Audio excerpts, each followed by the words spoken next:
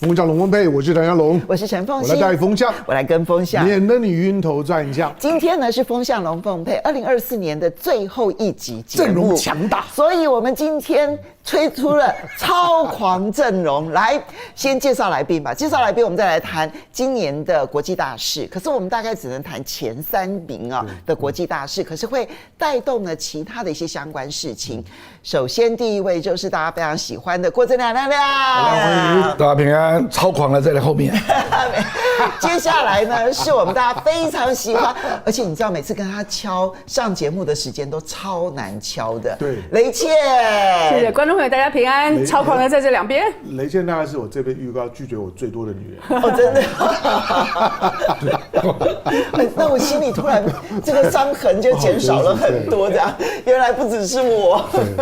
接下来呢，就是蔡正元、蔡真博士，欢迎 ，Happy New Year。好，我们今天呢要来点收一下2024年的10大国际新闻。那么，但是呢，这10大国际新闻呢，重点是它在2025年会有什么样的发展？按照排名顺序来看的话，当然，川普重返白宫到目前为止来看的话，每一个礼拜其实重点都是川普又说了什么？川普又发了什么文？川普又任命了谁？好。接下来，其实我们也可以预料得到，未来也是满满的川普。从明年的1月20号他上任之后呢，他在2025年，我相信每一个月都会有震撼性的作为哈。那第2名呢，还是已经这个打了就是快要3年了哦，因为2022年的2月24号开始，那到明年的2月23号就满3年了。究竟俄乌战争能够有一个暂时的逗点吗？还不敢讲说有个据点，但能够有个暂时的逗点吗？因为这是川普所承诺的，他上任之后第一天24小时就要解决俄乌战争，但是目前看起来情势其实反而是不妙的。那第3个部分是原本希望能够在 Christmas 之前完成的以哈的冲突的协议，现在看起来也遥遥无期。那第4个部分是长期的问题，今年确定是史上最热的一年，这个是地缘政治上面的问题。然后在经济上面 ，NVIDIA 这个市值一度了哈，现在不是了，一度成为全球之冠。那南韩的6个小时的短暂的戒严，到现在为止，南韩的政治的问题还没有解决。石破茂，还有这个日本的独红渠的这个问题，然后还有这个第1位亚洲的女性诺贝尔文学奖的得主，然后还有这个香港的这个议题。好，这是10大国际新闻，这是在台湾内部票选出来的。我们先从这个美国、无视欧洲与印度。对，没错，我们其实你看到没有？这里面选出来什么啊？我们就连东南亚都没有啊，里面一个东南亚的议题通通都没有。南美洲也很多议题啊，米莱在阿根廷，还有因此影响到的巴西，其实影响也非常的大啊。我们也通通都不关心啊，对不对？好 ，OK， 但是没关系，这就是台湾的国际视野。你说的太好了，但是好吧，川普总是影响全世界的每一个地方嘛，哈。那在台湾的话，我们可能会关心2件事。第一个是川普真的进入了白宫之后，他呢在美国内部所带来的冲击。今天《纽约时报》的这个分析，我觉得是迟了整整4年。我其实，在4年前的时候，我就认为川普的崛起并不是他多么厉害，而是那个社会早就酝酿了一个改变，而川普敏感地抓到了这些改变而已哈。那可是川普上任之后，中美之间的科技战，等一下可以请正元好好的来分析一下。那川普用科技松绑的方式，希望去打那个科技战，那么其结果会是如何？拜登最后的丢下来的这几枚炸弹，他又如何的来因应啊？那么接下来我们再来看到的是日韩又会如何的来应对？当然，韩国现在呢，它有重重的政治危机。今天还要看说他们要不要弹劾他们代总统韩德洙，因为韩德洙在很多事情上面不配合，比如说要任命新的这个宪法法庭的法官，要补足这个人选，他就拒绝啊，到目前为止不肯。那么可是呢，因为川普2.0反而让中韩之间的改善关系有了契机，因为现在中日关系正在改善当中。其实事实上连中印关系都在改善当中。好，所以郑亮怎么去评估川普对亚洲，还有对他美国以及全世界的震撼？其实你刚刚起头讲那句话，我是同意的啦，就是民主党的 approach 啊，在美国大家认为是做不了事了，解决不了问题啊。对，这包括他的全球主义啊，然后在拜登任内就开始形成各种多边主义的关系啊。那我认为这个证明是失败的啦，他事实上并没有办法真的去抑制中国的崛起。没错，这是就国际角度看。那第二个是，民主党这样的一个 approach， 说自由主义的做法，也不能够解决美国的产业内部贫富悬殊还有就业的困难啊。所以我觉得这个是总的路线的失败，所以这个就不是川普个人的问题了。对啊，川普只是其实他也没赢多少最后去统计票数，他只赢了1.5%。但是以共和党不断的在萎缩的这个支持群众来看的话，这个赢已经是很惊人了。应该讲就是说，川普的得票跟他上次的选举并没有什么变化，对，没有什么差别。是民主党失去了很多，是对拜登的失望。对，民主党失去了。所以我觉得，坦白说啦，我个人是认为，不管谁上来，中国崛起还是不可避免的。那美国要解决内部的阶级矛盾啊，种种分配的问题。坦白说，共和党也不一定会面对真正的问题啦。可是就是说，基本上民主党过去的那些路线就已经被高度质疑嘛。那当然有一些我觉得是，就是迁怒啊，就迁怒到很多额外的问题啊，比如说 LGBTQ 啦。那一类的问题，对，那个事实上多元化的无关本质问题啦，本质问题还是经济问题，还有中国崛起，美国如何面对的问题，我觉得这两个才是根本问题。好，所以我们很快问3件事情。第一个，你觉得他能不能解决内部冲突、内部问题？好，第二个部分就是你刚刚就做了一个结论，你觉得川普换另外一种方式来打压中国大陆的科技崛起，仍旧无法成功。第3个部分就是他在亚洲过去拜登所组成的那些联盟，会在川普时期土崩瓦解吗？我觉得可能3个月内就全部瓦解了啦。因为川普的第1年显然是内政改革，所以他也希望从中国方面先从合作，看可不可以立刻得到一些好处了。你觉得他跟中国大陆会先走合作路线？不然他不会邀请习近平去就职演说了，就职典礼了啊！而且我觉得最近，其实包括日本啊，包括美国，比如说 Raimondo，他要卸任了，然后突然做了一个反思啊，说过去这个科技战，这个是白费功夫，对，a fool's errand。美国的商务部部长雷蒙多突然之间这样子说：“怎么人之将走，其言也善，是不是？”他就立刻回到他罗德岛州长的本职了啊。他事实上在当州长的时候，就在鼓励中小企业的商务发展嘛。那你怎么可能跟中国搞成这样？而且我觉得大家可能都高估了川普跟中国的全面对抗的程度了。如果真的是要这样干，我认为他的商务部长跟财政部长不会这样用人了。对，卢特尼克跟贝森特，而且那个莱特希泽也没有回来。对，所以我觉得恐怕不是如大家这样想象。所以虽然大家以比如说 Rubio 啦，或者是几位那种抗中色彩非常鲜明的人，但你觉得中美之间反而不见得在川普的时候走全面对抗。Rubio 在9月9号写了一个 X 说中国制造2025显然大部分都达标了，他自己承认那时候他还是参议员，他即将接国务卿我觉得美国明年我觉得开年这个一定是核心议题了，就是中国制造2025，因为南华早报先登了嘛，对，实现了86%，对，那我们台湾的天下也认为大部分都实现了，没错，大概除了半导体之外对。美国一定会去反省，欧洲也会去反省，为什么中国会做到？不是历经了这么久的科技战，5年多了，2015到2025中间有5年在科技战。你觉得雷蒙多就是美国商务部长现任商务部长的那一个反省，会成为美国的商业界的主流吗？我觉得不，这个重要的不是商业界啦，重要的是政界啦啊。那因为这个是事实嘛，事实上你去看 Rubio 那个 X 啊，他自己就承认嘛，说电动车啦、造船啦、航太啦，你都压不住嘛。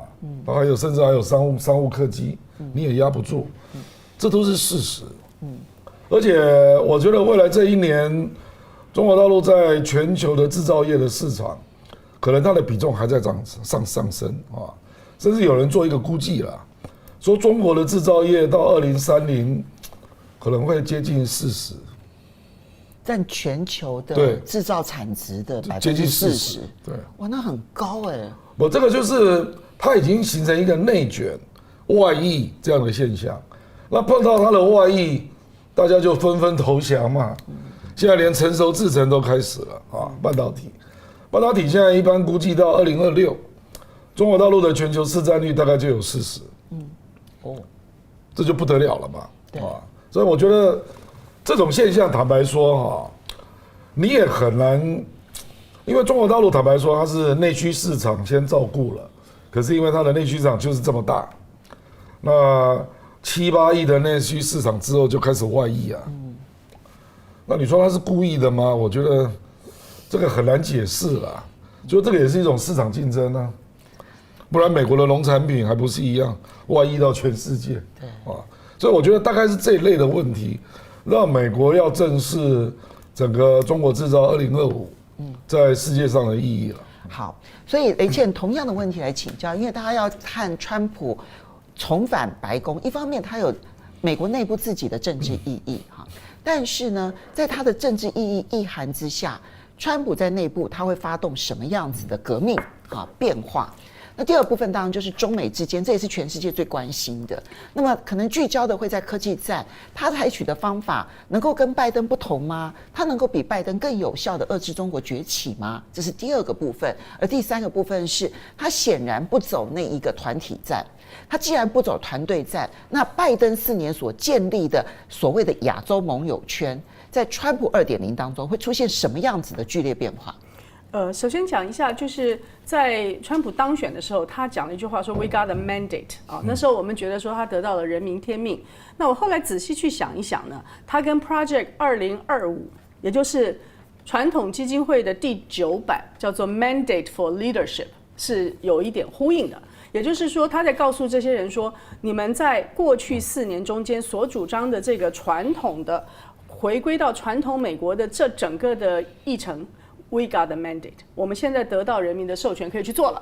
那所以说，我们看一下这个 Project 2025里面，今天的特朗普2.0，我觉得完全不是像大家想的说一个疯狂人自己上去。他在选举过程中间有很多混乱，我觉得也许有些是有意的装疯卖傻，可是它背后有一个非常完整的逻辑。这个逻辑呢是包含了 Project 2025那400多页啊，应该是900多页。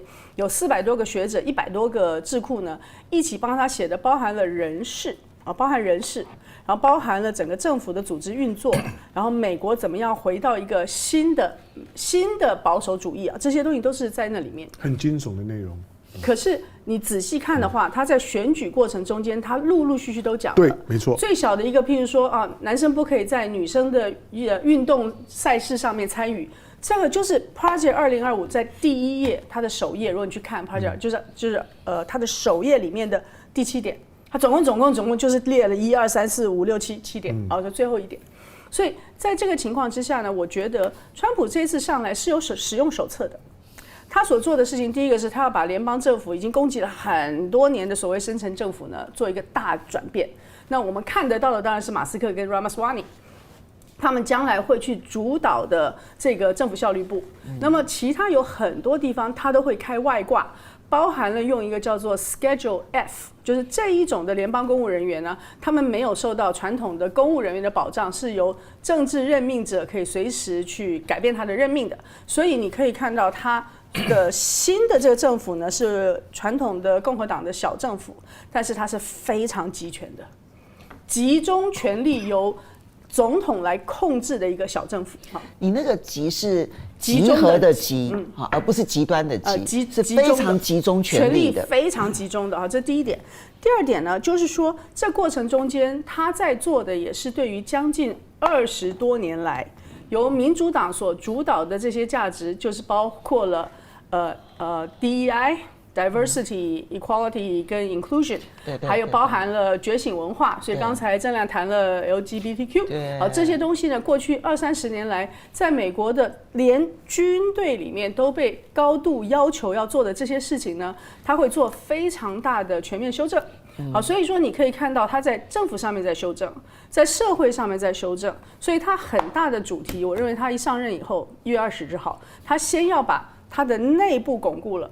然后接着他就一定要对于 MAGA 做一些事情，因为今天每个人看的都是总统上任的100天，今天你做第2次了，你又使用手册了，所以你那个100天，所以你要怎么样去做你认为的全盘改变？第一，当然是全球事务上或是全球防务上的巨大改变。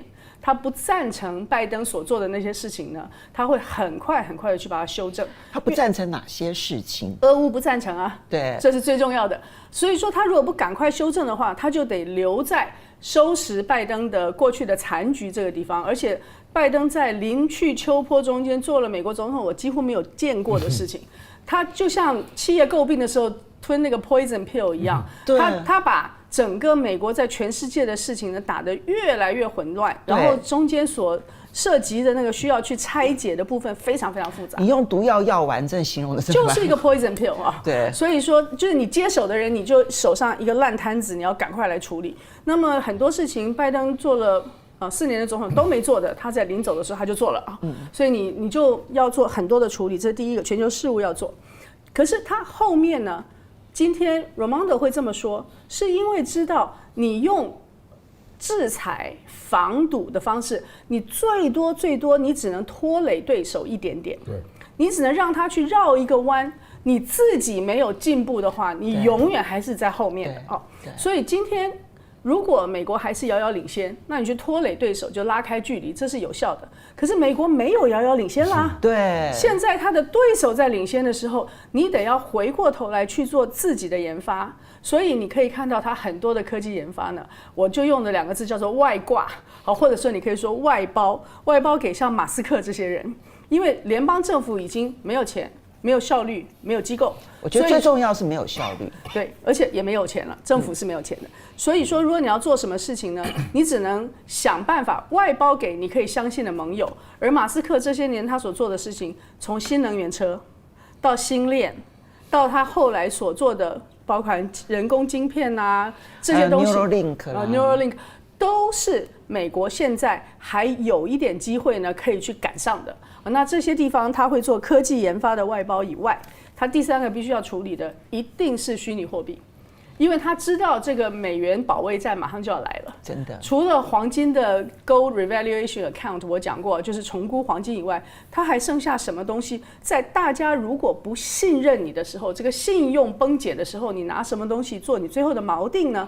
你现在可以看出来，在2024年的1月多吧，1月多那个 ETF 被允许嘛，原来一直不被允许，就是虚拟货币的 ETF， 虚拟货币的比特币的 ETF。那从那个时候开始，它从一个非常虚拟的，已经逐渐的进入到了金融市场运作的核心，都在为这件事情做准备。所以你看，今天你也看到了，俄国说我也可以啊，对。然后其实中国大陆是一个最大的挖矿国，他手上也有一些可以跟你分庭抗礼的。所以当大家如果真的要把比特币作为你的储备货币的一部分的时候呢，那其他的国家也不是完全没有任何的后手。可是，最大多数的比特币跟它的游戏规则，跟它背后你看不见的那个监管结构呢，都在美国手里。所以说这些是他认为他的强项，他可以用这个强项，就像以前打的所有的货币战争一样，用美元就把对手打垮。那目前呢，用比特币，至少虚拟货币，他们认为还有可能去取得一个领先优势。所以总而言之，我认为特朗普的优先顺序是怎么样 ？MAGA。就是我得把我手中的残局解决了，快的把一些可以发展的往前推，让它外包，然后我们还有竞争优势的，美元还有几个绝对的竞争优势呢，我们继续往前推我们新的 agenda， 让其他的新兴对手呢望尘莫及，这是他的如意算盘。可是他的对手中间有一个非常强大而且在上升中的中国，所以这个如意算盘不见得可以像他所想的这么如意。好，所以在美国内部，它要全面性的更新，然后在全球，它要全盘的推翻拜登。可是，在科技战这件事情上面，他掌握了几个重点，希望能够快跑，然后希望尽可能的跑得不要输给中国，或者甚至于可以领先中国，这是他的想法。但是这个第三个部分恐怕是最困难的部分。那国际上就唯一一个例外就是说他在以色列事情上面 ，OK， 是会跟拜登是一样的态度。好，这边就请教一下郑源，因为郑源其实跟美国共和党是有往来、有接触的，所以也熟悉他们的思维跟想法。那你又熟悉科技战，所以我们刚刚讲的这几个议题，包括了川普会如何的，其实我觉得在内部算是一个革命，社会革命啊。在全球要推翻那一个民主党的全球主义，但在科技战的部分，它跟中国大陆之间可能会有不同的做法吗？你看吧。川普现在最重要的事情就是他的双100策略。什么叫双100策略？他要在就任的100天推出100项重大的政策命令。那我们就拭目以待，因为他还没推出来。那到底是根据哪一套手册所自己编纂出来，还是在3更8练突然就发 X 的时候想到的？不知道。他不是发 X 哦，现在改出 social。那基本上我的归纳它就2个方向，第一个叫松绑。第二个就是不开放。